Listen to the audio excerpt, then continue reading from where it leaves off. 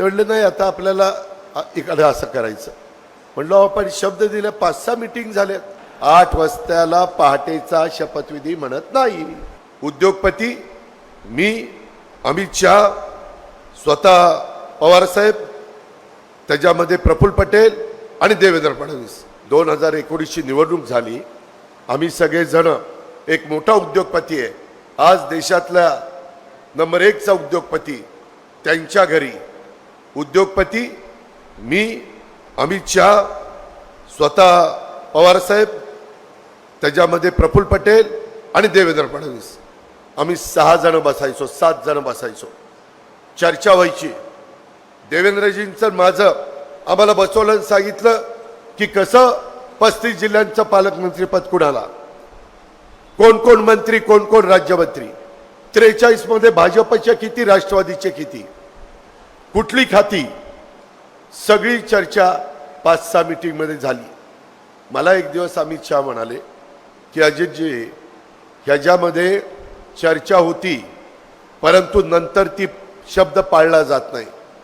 तुम्ही ह्या चर्चेत आहात, तुम्हाला शब्द पाळावा लागेल. ह्याचे साक्षीदार देवेंद्रजी आहेत, ह्याचे साक्षीदार प्रफुल्ल पटेल आहेत, त्याच्यामध्ये मी होतो आणि त्यांनी आम्हाला सांगितलं. मी म्हणलं हरकत नाही. परंतु मुंबईमध्ये आल्यानंतर नंतर काहीतरी वेगळीच चर्चा व्हायला लागली. मी म्हणालो हे असं कसं, आपलं तर ठरलंय तसं आणि हे का चाललंय वेगळंच, हे कसं होईल. ते म्हणले नाही आता आपल्याला इकडे असं करायचं. म्हणलं आपण शब्द दिले, 5-6 मीटिंग झाल्यात आणि त्या उद्योगपतीच्या साक्षीनं झाल्यात. उद्योगपतीला घडीवर बाजूला ठेवा, परंतु अमित शहाच्या साक्षीनं ते वेळोवेळी पंतप्रधानांना सांगायचे, परंतु ते काही होत नव्हतं. शेवटी मला सांगण्यात आलं की बाबा काय करायचं. मी त्यांना सांगितलं मी शब्दाचा पक्का आहे, तुम्ही सांगा कधी शपथ घ्यायची.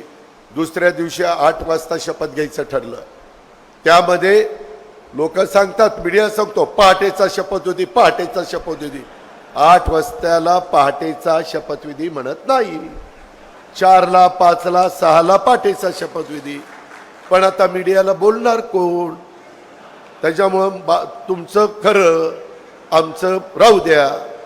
मित्रांनो, तो शपथविधी झाला, त्यामध्ये गुप्त मतदान झालं नाही, नाहीतर आज महाराष्ट्राचं चित्र वेगळं दिसलं असतं. खरं तर त्या नियमामध्ये गुप्त मतदान आहे. हर्षवर्धनजी, तुम्ही संसदीय कामकाज मंत्री म्हणून अनेक वर्ष सर्व राजकीय पक्षाच्या नेत्यांना एकत्र ठेवून सभागृह चालवण्याचं काम केलंय, त्याच्यावर तुम्हाला याच्यातलं माहिती आहे. पण ते झालं नाही आणि त्याच्यातून काही गोष्टी घडल्या आणि ते सरकार पडलं. सांगायचं तात्पर्य, माझ्या देखत शब्द दिला होता, मी शब्द पाळला.